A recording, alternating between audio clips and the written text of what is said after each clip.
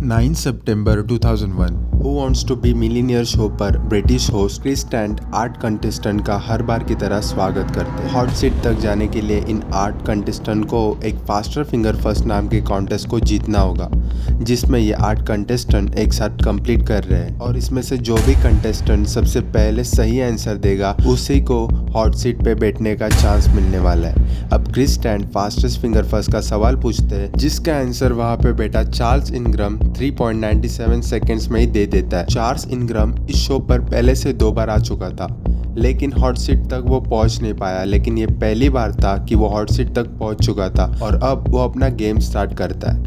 शुरुआती में तो चार्ल्स बहुत ज़्यादा कॉन्फिडेंट था, लेकिन धीरे धीरे उसका कॉन्फिडेंस गिरता गया और वो देखते ही देखते बहुत ही ज़्यादा डगमग रहा था। उसके जवाबों पर वो बिल्कुल ही श्योर नहीं था, लेकिन कैसे तैसे करके उसकी 3 लाइफलाइन में से 2 लाइफलाइन यूज़ करके उसने 7 क्वेश्चंस का जवाब दे दिया था। हालांकि वो आंसर्स देते वक्त बहुत ही ज़्यादा अनश्योर था, लेकिन उसका हर एक आंसर राइट हो रहा था। अब फाइनली बारी आती है एक लास्ट क्वेश्चन, जिसका आंसर अगर चार्ल्स सही देता है तो वो 1 मिलियन पाउंड्स का मालिक हो जाएगा और उसकी पूरी जिंदगी चेंज होने वाली थी।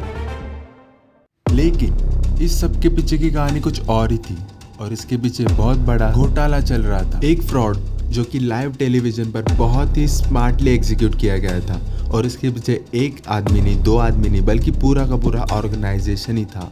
आखिर कौन सा फ्रॉड था वो, आइए देखते हैं आज के इस वीडियो में। अब क्रिस स्टैंट 1 मिलियन पाउंड के लिए एक आखिरी सवाल पूछते हैं, जो कि कुछ ऐसा था। Question number 15 of 15 on Who Wants to Be a Millionaire. And number 1, followed by 100 zeros, is known by what name? I'm not sure. However, Google, but I don't know what a Google is. That's sort of how we got to Craig David. Yeah, I know.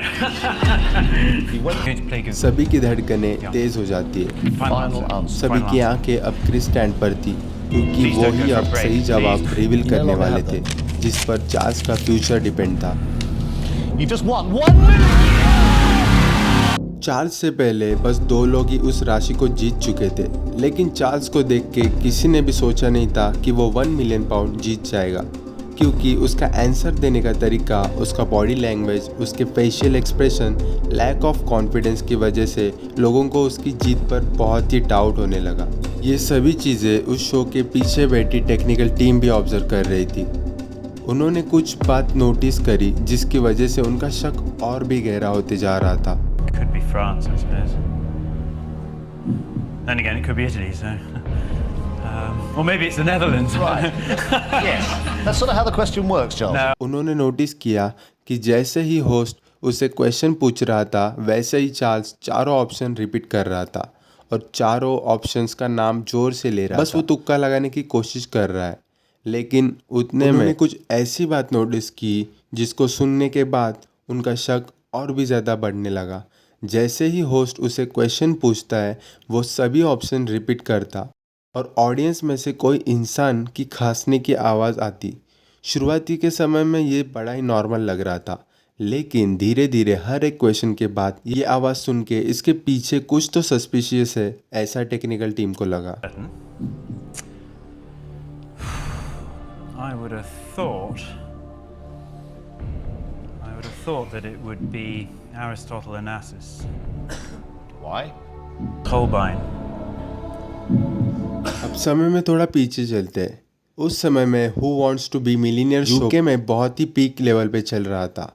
UK में इस show का craze बहुत ही अलग level का था।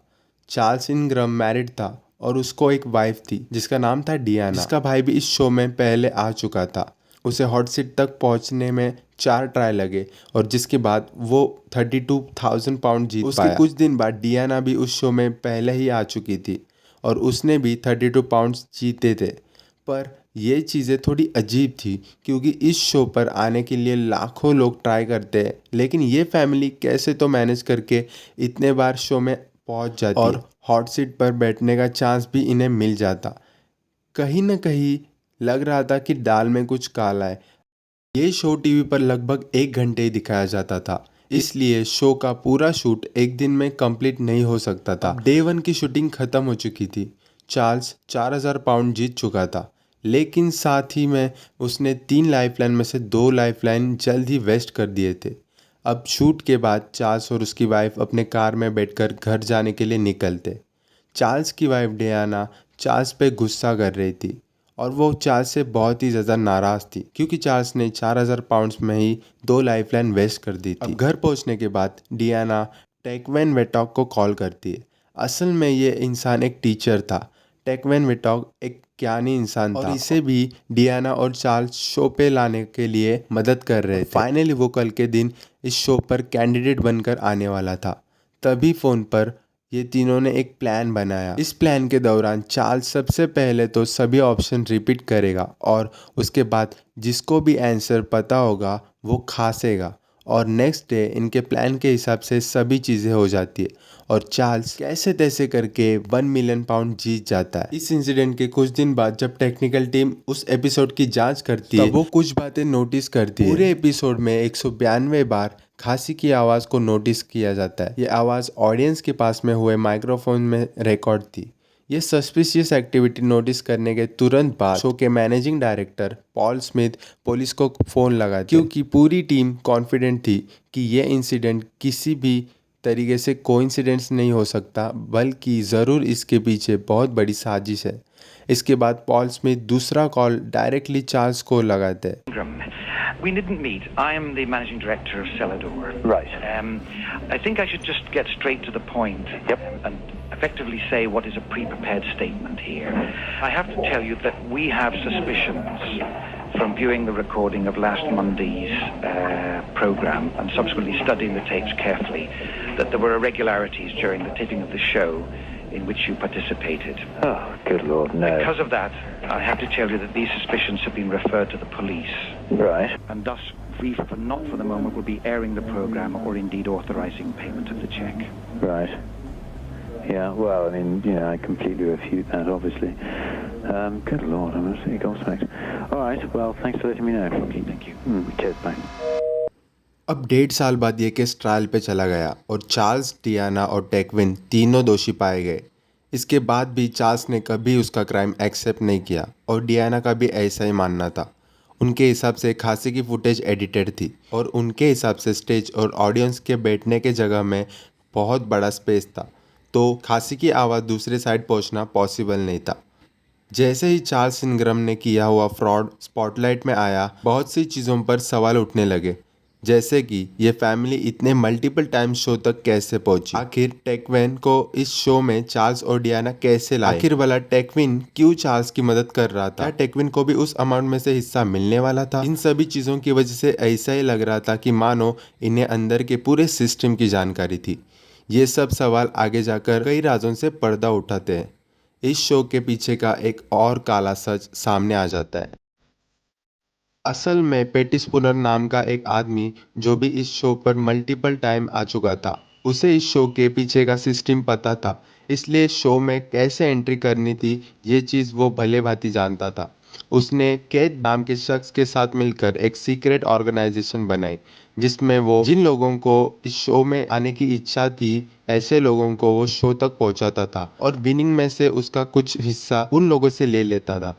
इनका business next level पे चल रहा था। इसके पीछे कुछ स्टेप्स थे। सबसे पहले ये ऑर्गेनाइजेशन अपने क्लाइंट्स का नेम और डिटेल्स रजिस्टर करते जिसमें उनके बहुत से पैसे खर्च हो जाते। इसके बाद जब शो से उनके क्लाइंट्स को कॉल किया जाता तब फ़ोन उठा के उनके क्लाइंट्स घर पर नहीं है ऐसा कहकर बाद में कॉल करने के लिए बोल देते थे। इसके बाद ऑर्गेनाइजेशन के स्कॉलर लोगों को क्लाइंट्स के घर भेजा जाता था जिस दौरान शो से कुछ क्वेश्चंस पूछे जाते थे जिसके आंसर ऑर्गेनाइजेशन के लोग फ़ोन पर देते। ऑर्गेनाइजेशन को पहले से ही पता रहता उनसे क्वेश्चन पूछ सकते क्योंकि इनको पता था कि क्वेश्चंस नेशनल स्टैटिस्टिक डेटाबेस से ही पूछे जाते, इसलिए वो हमेशा रेडी रहते।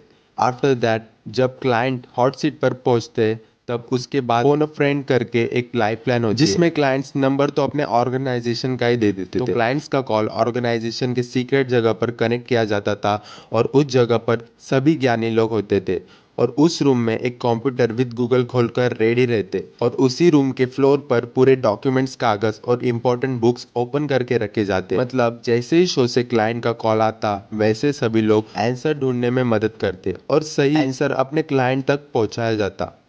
2002 से 2007 के बीच में इस ऑर्गेनाइजेशन ने टोटल 200 क्लाइंट्स को शो तक पहुंचाया। उसमें से 55 क्लाइंट्स को हॉट सीट पे बैठने का चांस मिला। जब शो ने कॉल करने के बाद अगर क्लाइंट घर पर ना हो तो उनको एक और मौका देना बंद कर दिया, तब से ये ऑर्गेनाइजेशन बंद हो गई। और सबसे शॉकिंग बात ये थी कि जो भी उन्होंने किया उसमें कुछ भी इलीगल नहीं था, जिसके वजह से उनको कुछ भी प्रॉब्लम फेस नहीं करनी पड़ी। इन लोगों ने तो अपनी जेबें भर ली थी, लेकिन दूसरे साइड चार्ल्स और डियाना बैंक करप्ट हो चुके थे।